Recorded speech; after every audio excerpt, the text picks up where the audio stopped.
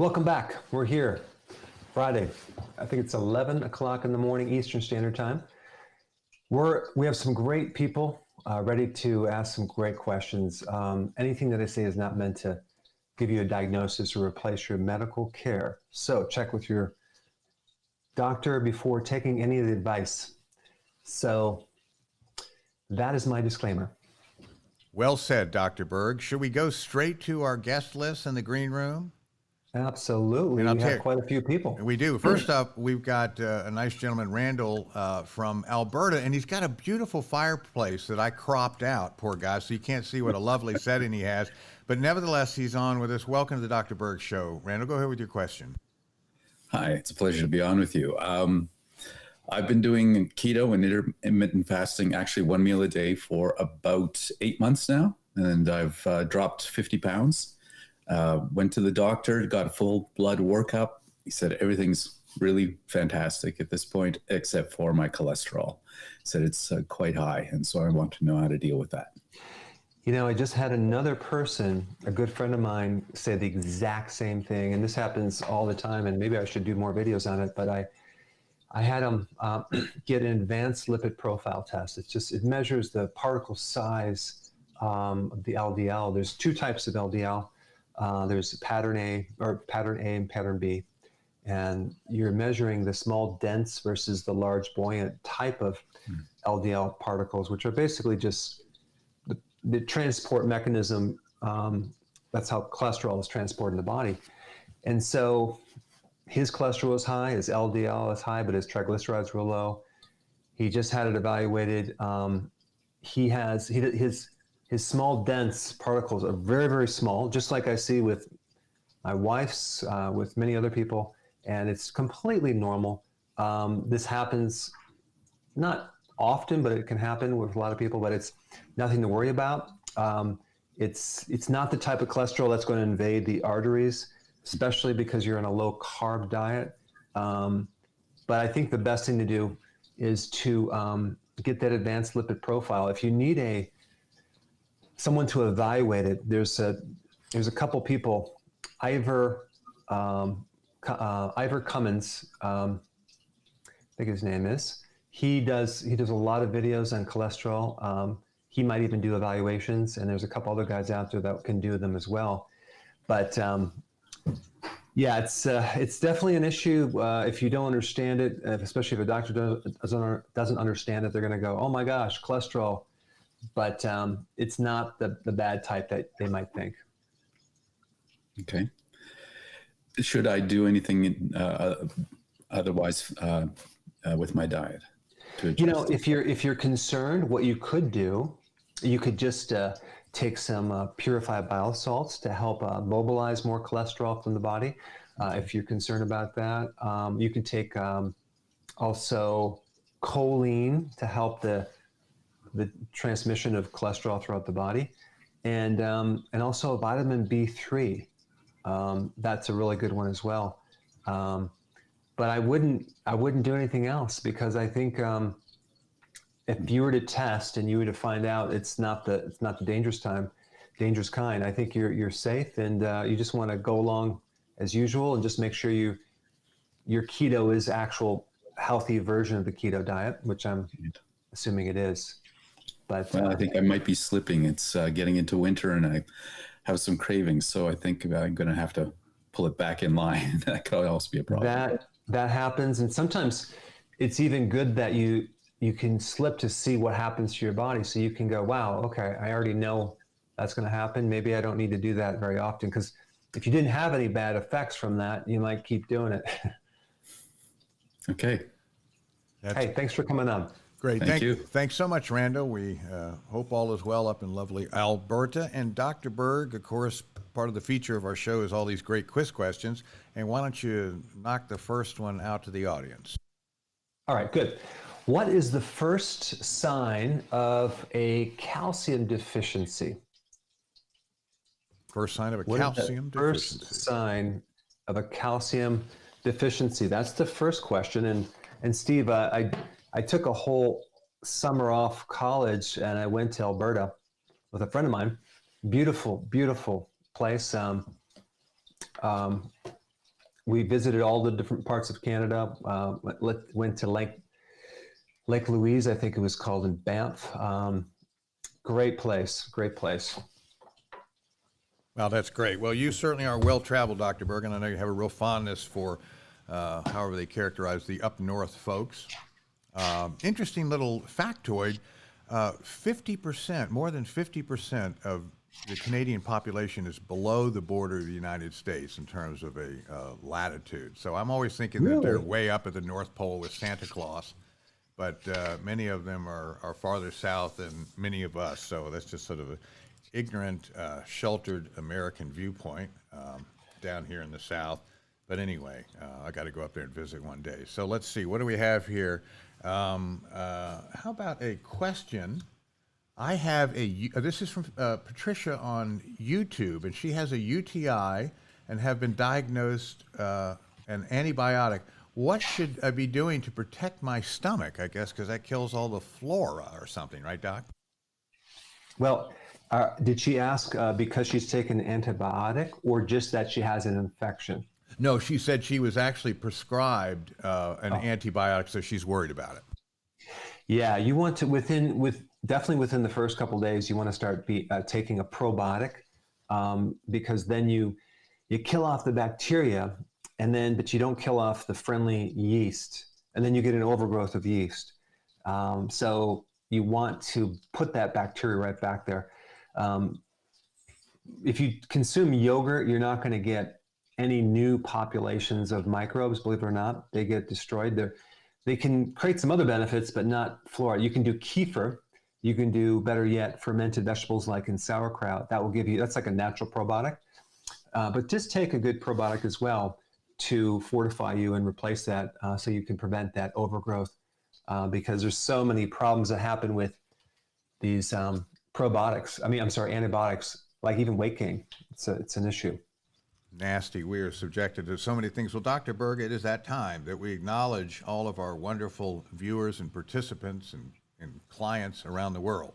So a good morning from the UK, Canada, Romania, Switzerland, Japan, Trinidad, Tobago, Croatia, Lithuania, Australia, Kuwait, Bangladesh, Sweden, India, Germany, Pakistan, Algeria, Spain, the Bahamas, Ireland, South Africa, Nigeria, the Netherlands, Belgium, Austria, New Zealand, Russia, Mexico, Chile, Cambodia, Taiwan, all across these United States. And we have a gentleman that's originally from Delhi, and he's in Dubai now, so they're represented. And then, up in Canada, as we know, and all across the United States, Cape Cod, we've got a guest coming from there a little later on. So anyway, welcome everyone in the world, and thanks for participating in the show. And let's get rid of my visage here. And I'm still waiting for questions or the quiz answer. So why don't we go to our next guest? Speaking of Dubai, I'm going to bring Santosh up, and he's unmuting himself right now, I know, being a good contestant. And hi, Santosh, you're on with Dr. Berg. Hi, good morning, doctor. How are you? Good morning. Great.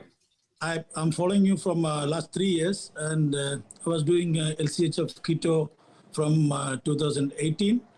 And I do every 2-3 months, and I reduce 10-50 kg, then I restart normal life.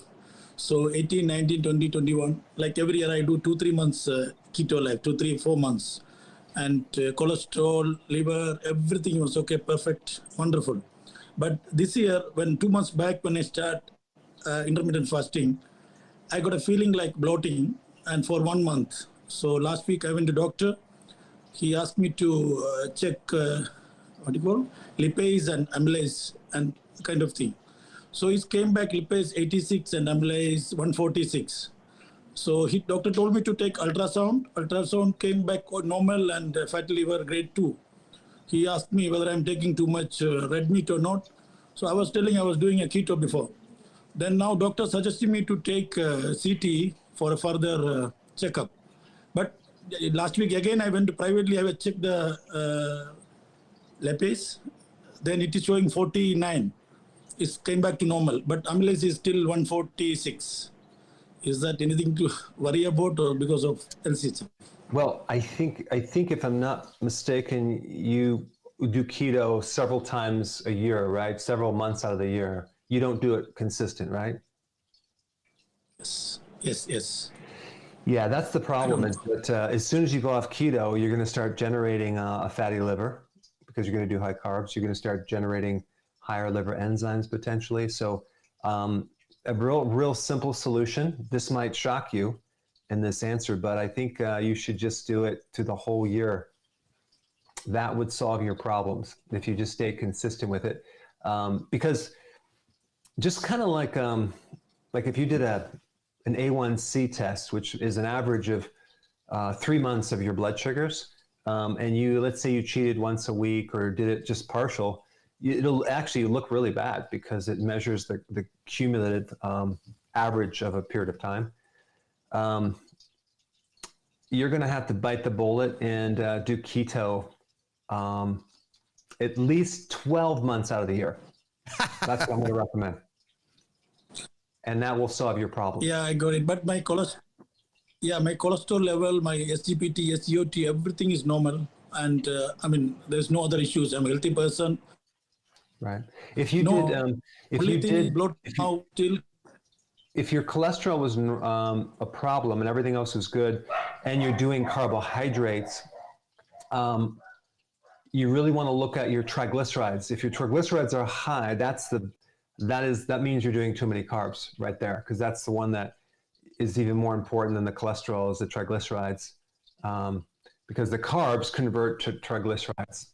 And so triglycerides in our body are used for energy, but without having all your cholesterol ratios and all this data in front of me, it's really hard to evaluate. But I'm just going to recommend, if you might want to do an advanced lipid profile as well to measure the two types of particle size for the LDL. That will give you more data to know really what's going on inside. Advanced lipid profile test. But in that case, I got it. In that case, lipase, amylase will increase. So normally, in this case, Your lipase, what? amylase. Amylase? Lipase. No? Lipase. Yeah, it's high actually. Lipase and amylase is 86 and 146 now. Yeah, your pancreas produces lipase and amylase, and I think what's probably happening is that you have maybe a little bit a deficiency of the bile that helps you break down the fat to a certain level. So in the lipase, if there's a bile deficiency, a lot of times the pancreas will produce even more lipase to try to digest some of that fat. So it's just an indication that you probably need more liver help, probably bile salts, definitely choline, go on a low carb diet, just to give your pancreas a chance to not have to overproduce that lipase, which is an enzyme that helps you break down lipids. So that's what I would do. All right, that's great. Thank you so much, Thank you.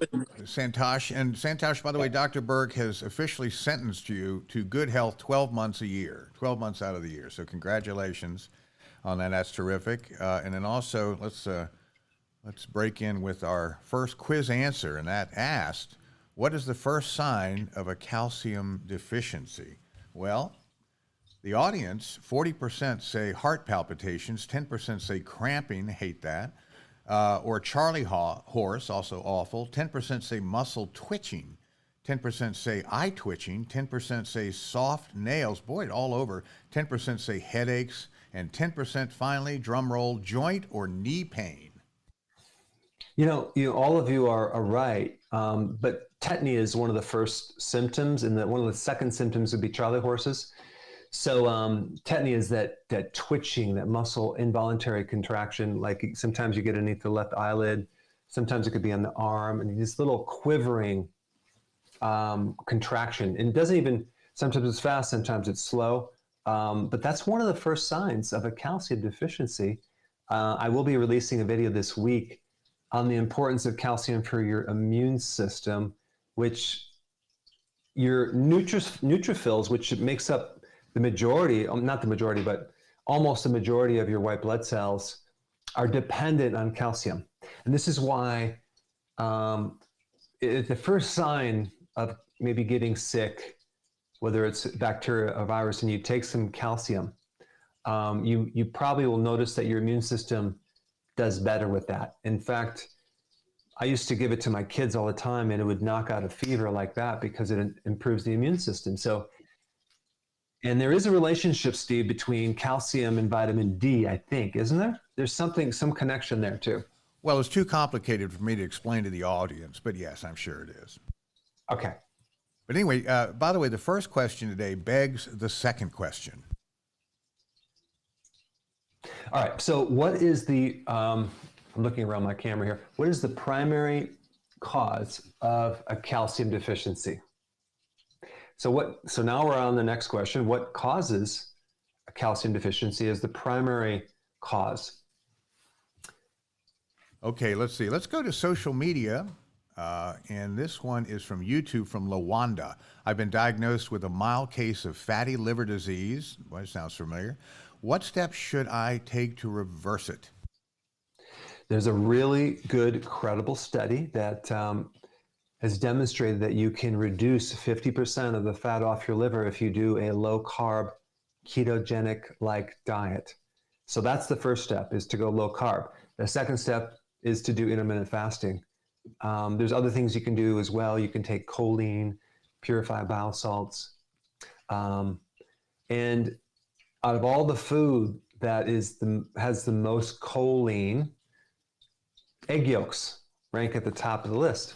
There's also choline in cruciferous vegetables, which are also good for the liver. But yeah, you can reverse it if you start now. It's not too late unless you have cirrhosis of the liver, which I highly doubt you have. But the liver is robust and it responds very, very nicely to the right eating plan. Well, that's fantastic. Well, how about Erica from YouTube also? I feel like there is a draining sensation under my right breast area from time to time. I've had a CAT scan done and the area reveals nothing. Is there anything? Is that lymph node stuff? What's going on with poor Erica?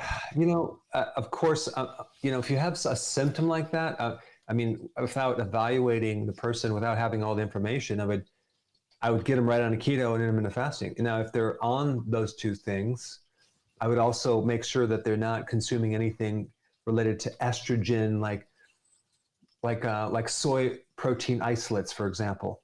I would avoid that for sure. I would avoid dairy. I would take sea kelp. Why? Because the high level of iodine can help regulate estrogen, which has a lot of receptors for the breast tissue. And so iodine is really good for a fibrocystic breast problem. And then if there is a cyst going on and you take this iodine, it can help the circulation. So that's what I would do without knowing too much about the person. Well, that's great. And of course, Erica, we're all very relieved to hear that nothing showed up on the CAT scan. So just healthy eating and so on, hopefully will help resolve your problem. And here's an interesting one. Rosa from YouTube, can you have chewing gum on keto when you're in keto? Yeah, absolutely. Just make sure that the sweetener is xylitol. Now, the problem with aspartame is I don't like that because even though it doesn't necessarily directly affect insulin, it indirectly affects insulin because it affects the microorganisms. So it does create a problem. But if you get the gum with xylitol, not a problem. Fantastic. Hey, here's another great OMAD question. Peter from YouTube, what can I do when my prescription meds say they need to be taken with meals when I'm trying to do OMAD? I mean, I don't know, sometimes they will say take it in the morning or take it at night. In this case, can you get away with it without a meal? Well, I don't know. I don't know what kind of medication you're on. I would, let's say you have to take it with some food. Well, why not just take it with some fat, like MCT oil? That might be a good solution. Of course, check with your doctor. But here's the thing. The goal when you do healthy keto and intermittent fasting is the goal is to be able to take less and less medication. And so if you could work with a good doc to wean you off some of these as your body improves, I think that would be the ultimate solution, so you don't have to worry about taking anything with food. That's fantastic. And Denise, from YouTube is really bold. She wants you to give us a little monologue on the effects of fasting on cancers? Fasting goes way beyond just the generation of ketones, which is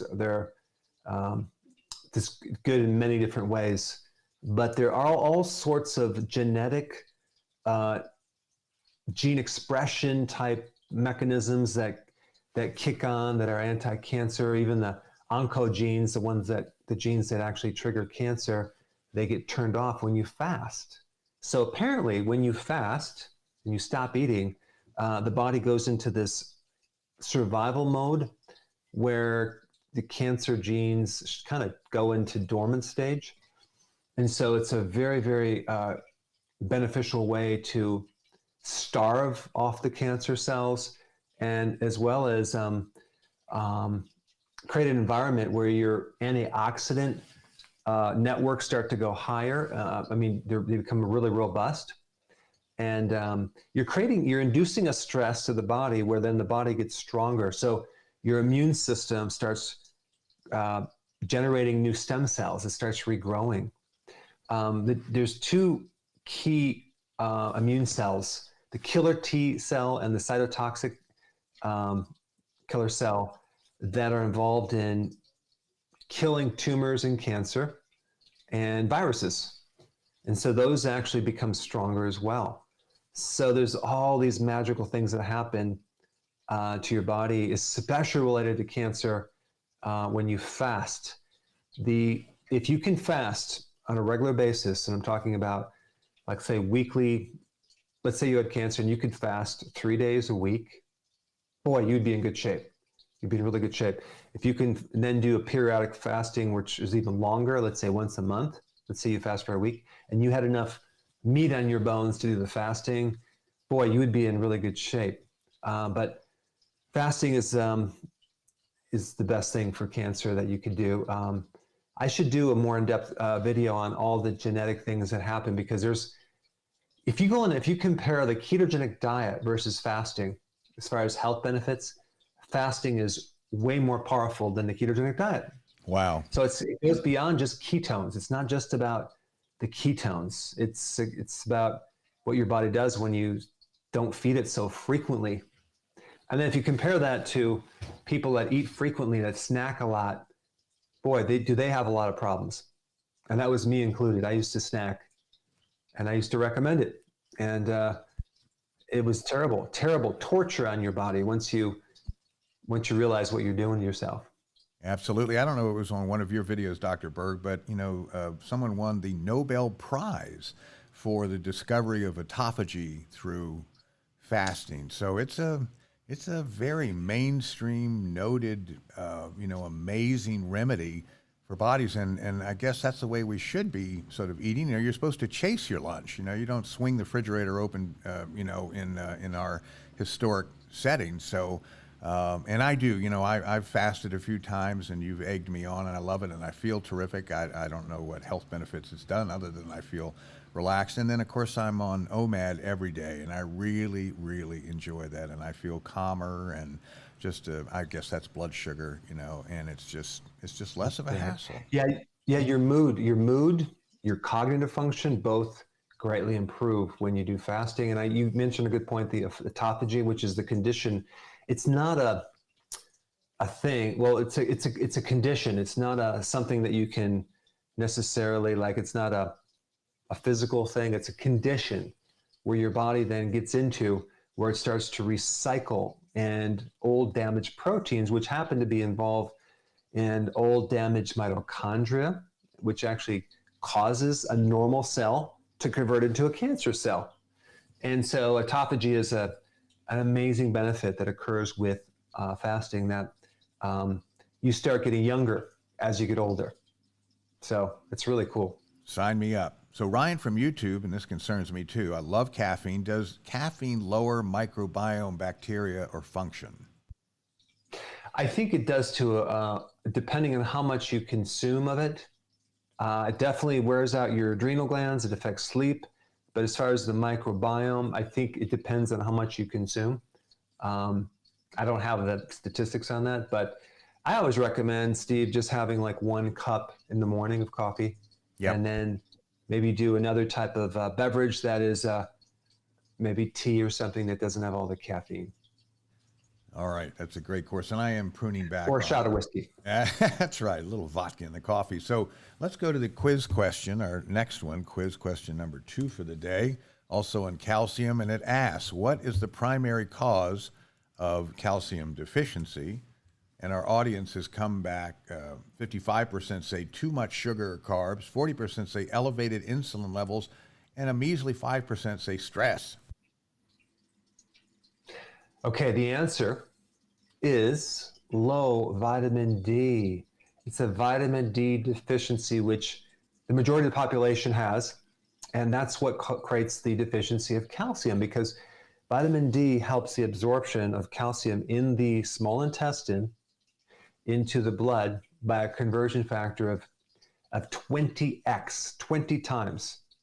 So you're talking about, if you don't have vitamin D, good luck trying to absorb the calcium from the food that you're eating. So you don't end up with very much. And so calcium is, I'm gonna release a video on it. I think you'll find it quite interesting because it talks about the chain of the chain reaction that occurs when you're deficient in vitamin D and calcium and all the different things that can happen after that. Interesting. Okay, let's do one more YouTuber before we move on to something else. And this is Dixie. Any suggestions for treating the ringing in my ears? Tinnitus, I guess they call that? Tinnitus, yeah. There's 3 main reasons for that. One could be mucus in your eustachian tubes because you have a sinus infection. And I have a video on that, what to do. Another one could be insulin resistance, where the nerves in the inner ear are affected, in which case you would use benfotiamine, which is a fat-soluble B1, works great. And then it also could be calcium buildup as well in the inner ear, in which case you need to take higher amounts of vitamin K2, but you also want to take vitamin D3 as well. So watch my videos on ringing the ears to see if one of the things can help you. Wonderful. Okay, moving on to the next quiz question. Stand by. And Dr. Berg, I'll read it so you don't have to wring your neck around there. And it says, the primary symptom of too much dietary protein is, audience, climb on it. So we'll find out what's going on there. And why don't we go to our next participant in the green room, and it's Christiane from Cape Cod. And I can see she is wrestling to attention right now. And let me bring her on. And she's got one highly interesting question for you. I don't know what it is, but I'm sure she's come up with something great. Christiane, you are on with Dr. Berg. Hi, Dr. Berg. So I'm Brazilian. My husband's Brazilian. And we have 6 kids. I tried to put everybody on keto. I started myself. I'm watching your videos for about 2 years. And I go on and off, but this time I said I'm gonna do it.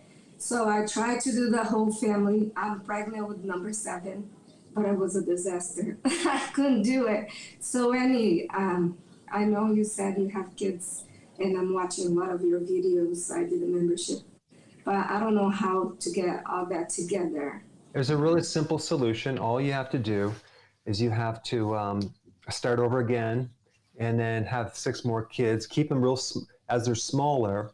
Don't ever show them sugar so they don't know the difference. And then you start to feed them the keto plan over the years. But if that's not an option, what you're gonna have to do is I would, slowly make sure that you just kind of do it through the education as much as possible and get them involved in cooking and making keto recipes, and hopefully even some of the videos. That's the best thing you can do. Unfortunately, not every child is going to follow your recommendations, and sooner or later, hopefully they'll have a problem that they'll want to be motivated to change, because think about this. 1 in 7 kids in the US has either hypertension or elevated blood pressure, which I just gave away the last quiz question, Steve. So just want to let you know. Oops. It might have been the 4th one. So, Yeah, 1 out of 7. That's crazy. So unfortunately, these kids are carved out. One thing you could do as well is, boy, if you had a child who they're just doing too many carbs, I mean, you could actually even do an ultrasound of their liver to see if it's fatty, or do some type of test and show them, like, look, this is what's going on inside your body. Let's talk about what's going on. Do you want to fix that?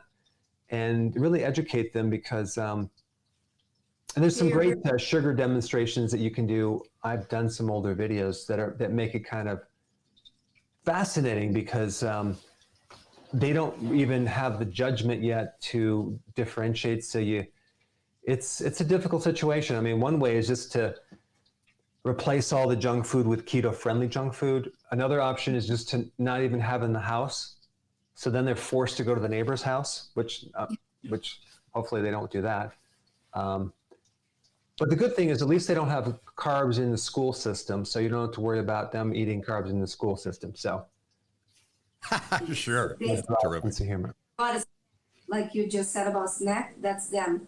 They want to eat fruit all day. I cut them, but they want to snack on fruit all day.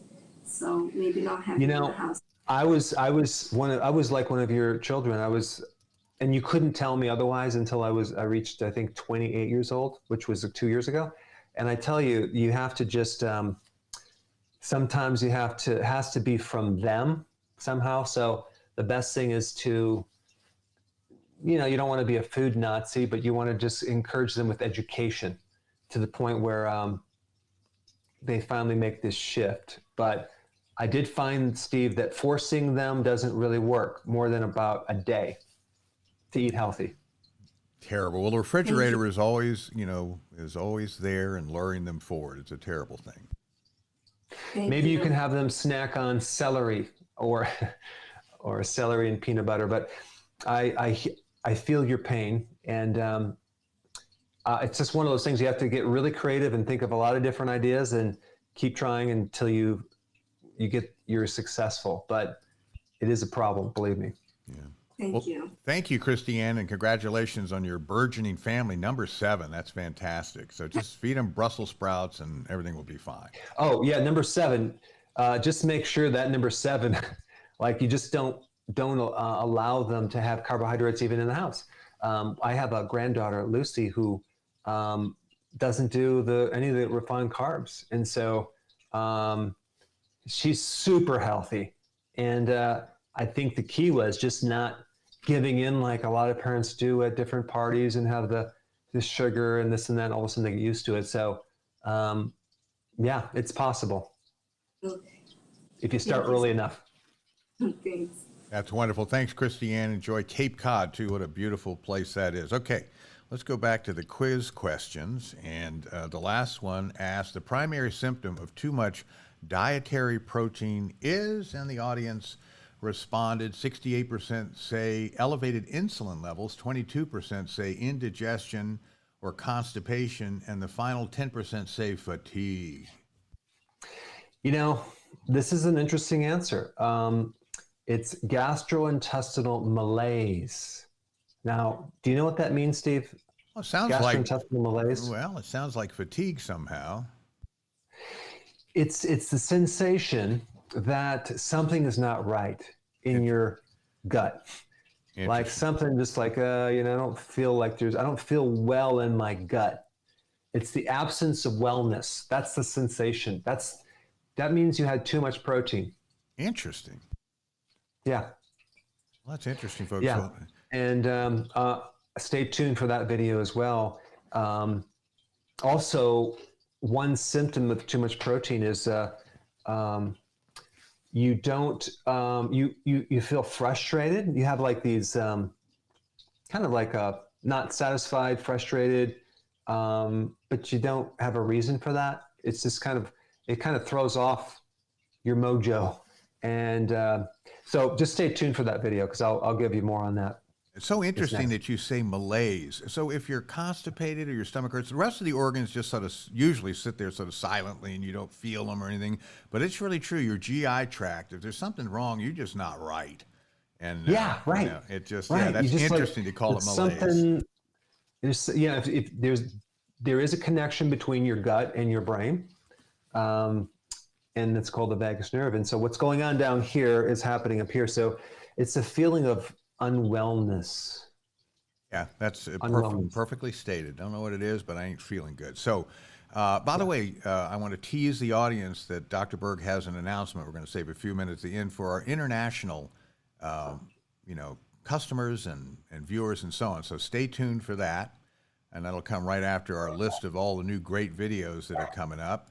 And why don't we kick off the next question? And again, Dr. Berg, I'll read that for your convenience. And it asks, what does excessive weeds in your garden tell you? So there's some message from Weedy Gardens that we want you guys. I have no idea what it is. Let's see if the audience is smart.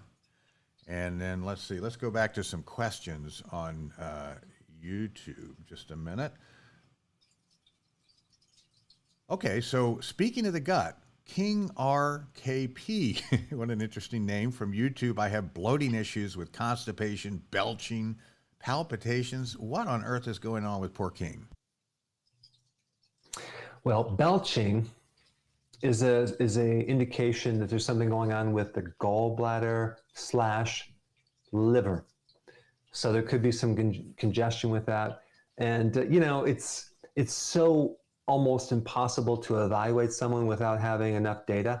If you just told me, like, I'm fatigued, what should I do? Well, it could be this, could be that. But if you could just take each symptom, like I think you said palpitations, that could be also related to the gallbladder, because it backs up to the system. And if you actually do a search on gallbladder, even sludge and heart palpitations, you'll see some studies on that. And so that's one factor. So it could be that you're consuming too many fats and too many carbs at the same time, or you might not have the bile to digest it.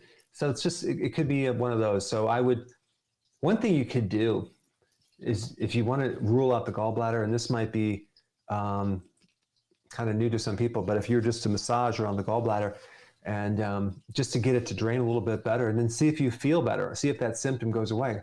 How many times in practice have I done that with, things from like chest pain to right shoulder pain, and it just goes away. And so we know there's something going on in the gallbladder. So it's usually related to diet. The person's eating too many bad foods. But yeah, it could be also too much fat for not enough bile. Interesting. Well, here, speaking of interesting, Jan from YouTube has hypothyroidism and has been on anti-inflammatory diet for 3 years, no meds. I'm still suffering from internal tremors and insomnia. Doc, I would think it would be hyperthyroidism that would cause those things, but she has, I guess, a low thyroid condition. Anything we can do to help her? And she's off no meds. 90% of hypothyroidism is autoimmune. It's Hashimoto's. So this is why you might not have all the symptoms. It's more of an immune type thing. So she said she's dealing with inflammation. One thing I would recommend is, of course, selenium for that as well, for the conversion, and then also larger amounts of vitamin D3, because that can help drop the inflammation. And then do fasting, periodic prolonged fasting. That's very beneficial for a hypothyroid problem, as long as you're taking the right nutrients at the same time. We don't want to go with a dirty keto, unhealthy, nutrient deficiency diet, and then you have more problems. Interesting. Well, there's an interesting answer that I wouldn't have guessed for our last quiz question, which was, what does excessive weeds in your garden tell you or indicate? And the 78% of the respondents said that it indicates a lack of glyphosate, or Roundup, being applied. And so that's interesting. 22% say weeds can indicate acidic soil. That's it. Okay. So there's some really good new books that I'm reading. You can see these right here. These are fascinating books right here. This is one. When Weeds Talk, Weeds and Why They Grow. I'll be doing a new channel on growing soil very soon, but Weeds tend to grow, and when you have nutritional deficiencies or nutrient mineral deficiencies in the soil. So, you know, what the weed is actually doing, which is fascinating, it's actually mobilizing through its root system the rocks, the gravel, the minerals, bringing them up to the plant. When the plant dies, it puts it right back in the soil so other plants can then have nutrients. So they have a purpose, and everyone's trying to kill them, but they help other plants. But you ever notice how weeds can grow in the porous soils? I mean, this is why, because they're actually helping the soil. So Interesting. yeah, and so you know, if you could find a reason to grow a weed like dandelion greens, for example, which is really good for the liver, you know, you grow your weeds and you eat the weeds. Some of these weeds are more nutrient dense than other vegetables because they're pulling it up, and then they help recycle it. So weeds, you don't want to hate weeds too much, Steve. They've got a 'cause they have bad great rap, purpose. there's no question. And they take place of my grass back when I used to have a house that had a lawn. But let's see here. So, gosh, I had something on my mind. We did quiz question number 4. Oh, I know what it is. So we have a guest in the green room, Dana from Chicago, but she couldn't get her camera to work, but we don't care. We're going to still listen to her. And Dana, you are on with Dr. Berg. Go ahead with your question. Hello, Dr. Berg. I'm so excited to speak to such a great person. I have type 1 diabetes and hypothyroid autoimmune disorder. Well, I guess I can't hear her. Oh, Stand by just a second. I know what's going on here, Dr. Berg. We got to drag her in just a moment. And let's see. Oh, or do you have her muted, Dr. Berg, by any chance? Nope. No, I don't. That's interesting. I see it spinning. I see her spinning. Yeah, that's interesting. okay. Can you hear me?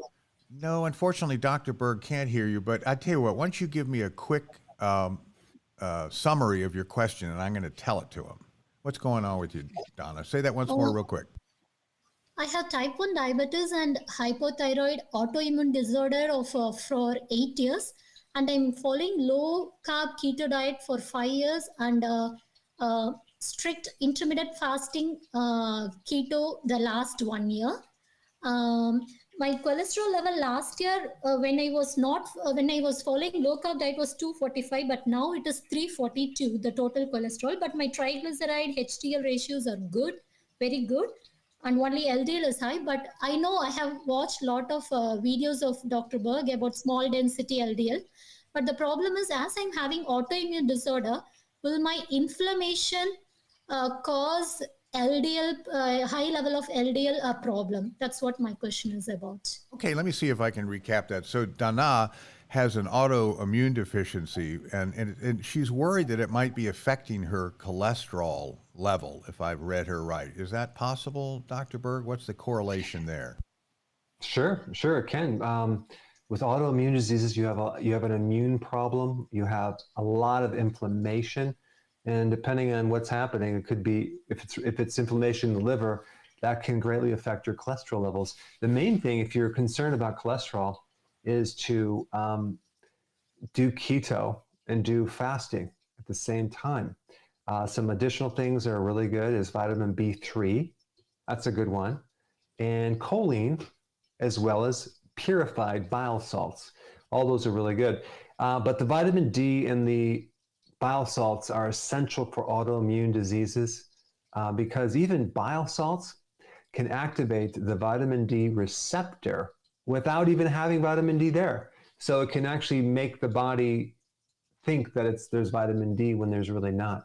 So it can activate that receptor, which is beneficial, especially in autoimmune diseases, because usually the person is severely deficient in vitamin D, and vitamin D is one of the best natural anti-inflammatories.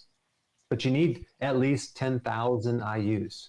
Wow. So Dana, and you can get the vitamin D everywhere. I do recommend Dr. Berg's because there is 10,000 IUs in each one of his little caplets, and I chug them all day and have had no ill effect from that. In fact, I sleep better, and I think it's great. So anyway, thank you so much for joining us. We're sorry that we had our little transmission, but without your video, we can't bring you into the whole system, and there we go. But let's see, where are we now? I think we've done,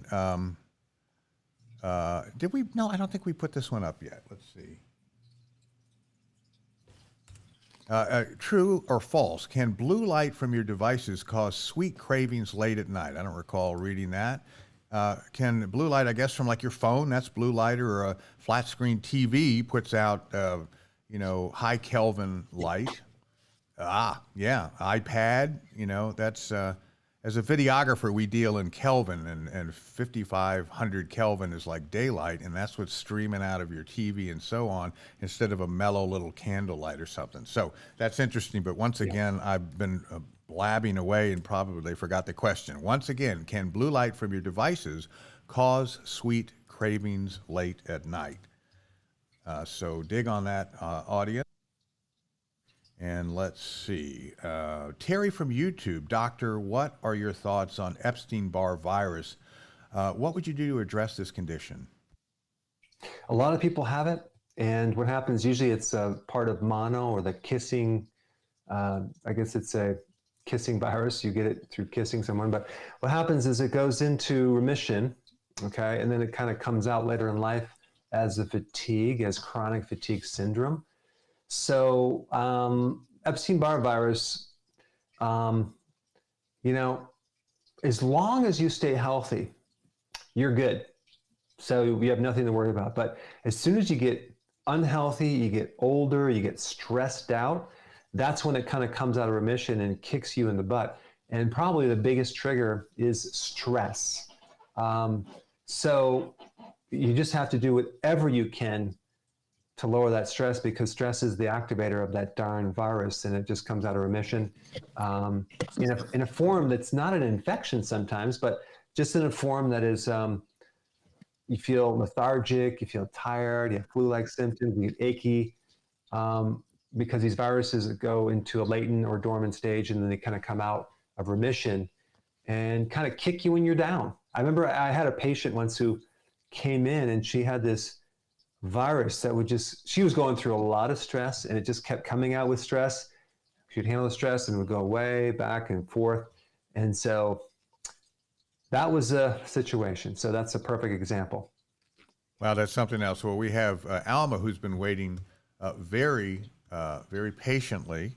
And Alma, let's see where you're coming from. Georgia, my old state. I lived there as a kid. Alma, you're on with Dr. Berg. Okay, first of all, I want to say, Dr. Berg, thank you very much for all of your videos. I found you a couple of months ago or so, and any ailment that we wake up with or whatever, we go straight to Dr. Berg to find the video, and it's usually there. And I'm so grateful for you. You're a gift from God to the world. You really are. Thank you. And keep going with the wonderful videos. My question is, can a thyroid work again after being on Levothroid for 27 years? I didn't think so, but I had several patients in the past that were able to get off of it and had this miraculous comeback and recovery. It all depends on what's happening to that thyroid and how bad it's become. Like there has been patients that, they had an ultrasound of the thyroid, and it basically just completely, it turned to fibrous tissue, and just nothing was going to come back. But if you have some good tissue in there that's just, needs to be revived, I think it can come back. But when someone takes medication for that long, it kind of puts the thyroid to sleep, because it doesn't have to produce.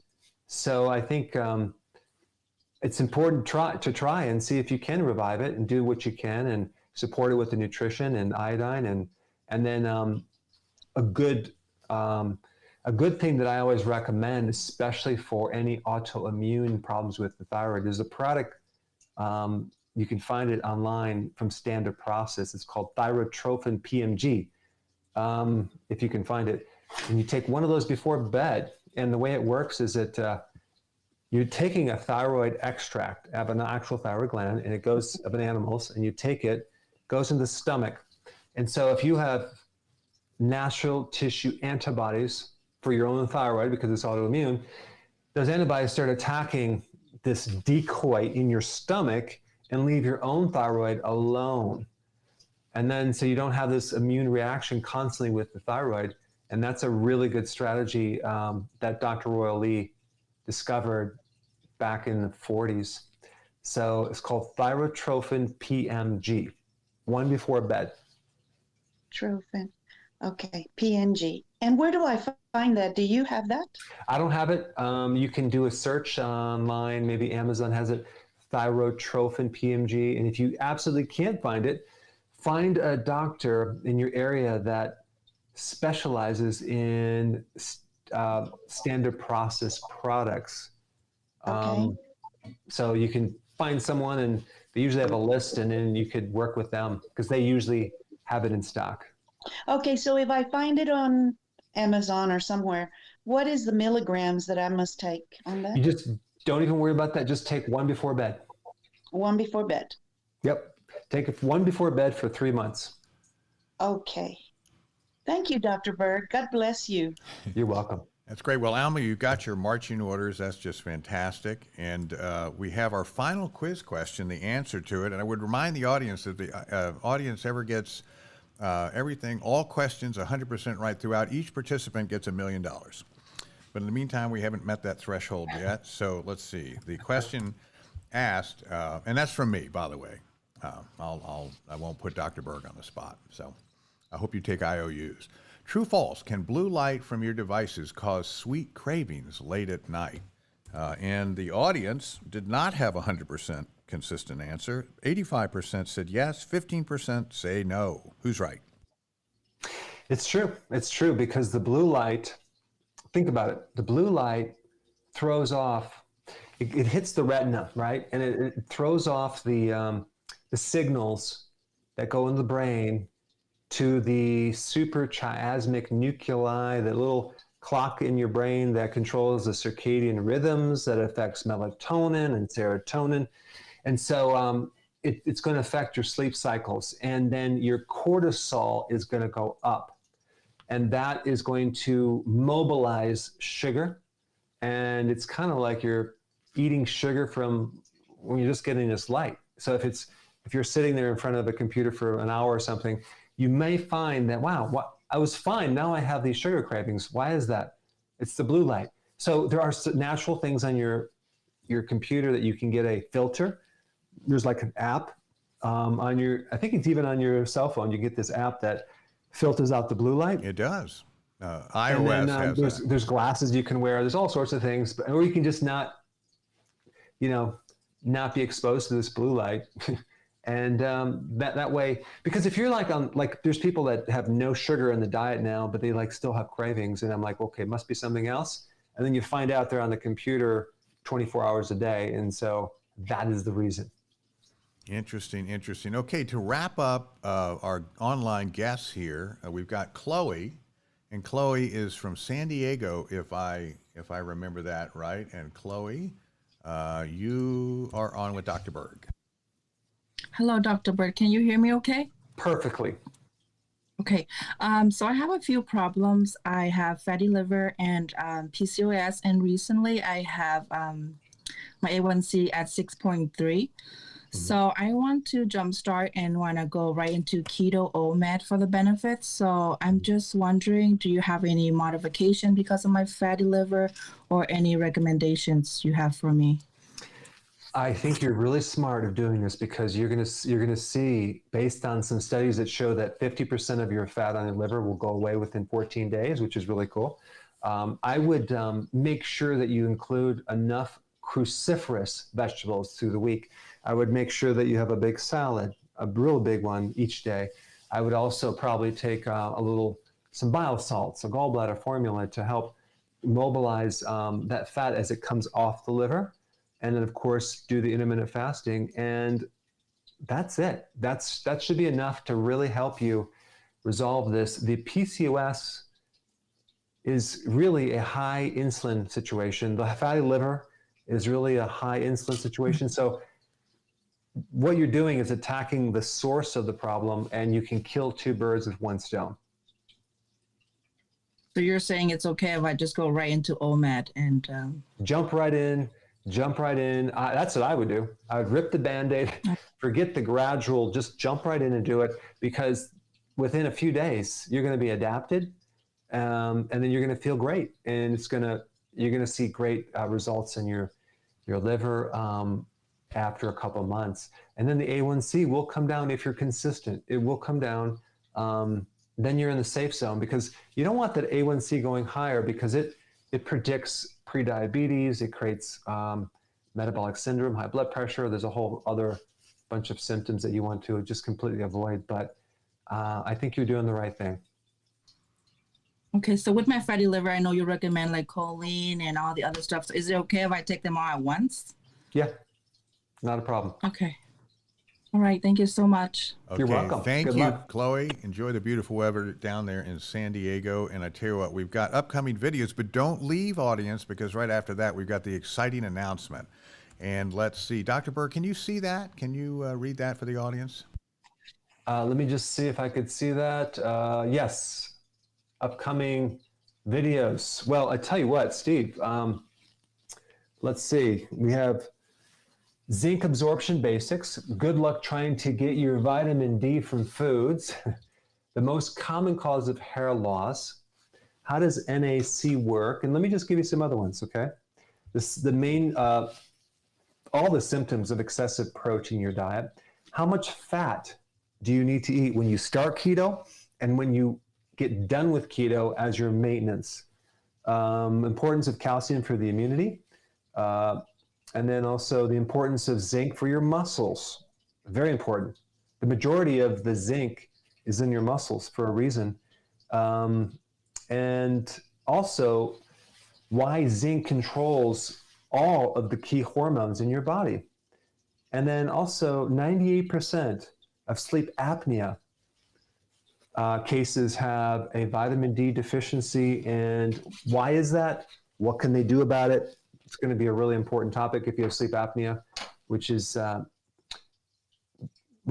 I'll leave you in a mystery. There's some good things you need to know about that. Well, that's exciting, because that does some bad things too, I understand. Now, the exciting announcement, and I'll just do it so you don't have to crane your neck. Dr. Berg is providing products internationally in the UK, Singapore, United Arab Emirates, Russia, and Europe. Are there any other areas? But anyway, he's working to push these things out so it can be more convenient for our international guests. Any comments on that, Dr. Berg?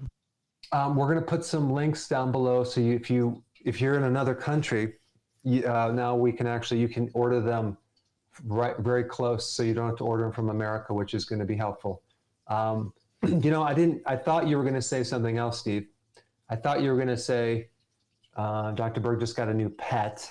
Oh my God. He just got a baby dwarf goat. Oh, he's so cute. And they're about as cute as they can be. It's like a little miniature dog. It's just like probably this small, and follows you everywhere you go. So I was going to try to show everyone. Maybe I'll do that next week, because you have to see this. It's the cutest thing you've ever seen in your life. So Karen's bottle feeding it right now. Oh my God. And it jumps sideways, you said. That just like kitten-like little actions, right? It bounces around and... Oh, jumps sideways. Oh, crazy. Just great pet. Great pet. No, we're not going to eat it. No, but it's going to get little horns apparently and a little goatee. And that's going to be immensely cute. So good for you, Dr. Berg. Yeah, very cute. Animal lover, you. And he's going to see you harvesting some other animals, might make him nervous. You need to sit him down and explain you're not part of the menu. You are a little cuddly pet. So let's see, did I miss anything? I think we've got everything done this week. Dr. Berg, you want to take us out? Yeah, I just want to thank everyone that has been here this long, and I appreciate your attention and your wonderful comments. Stay tuned for more good videos this next week. I think you're going to like them.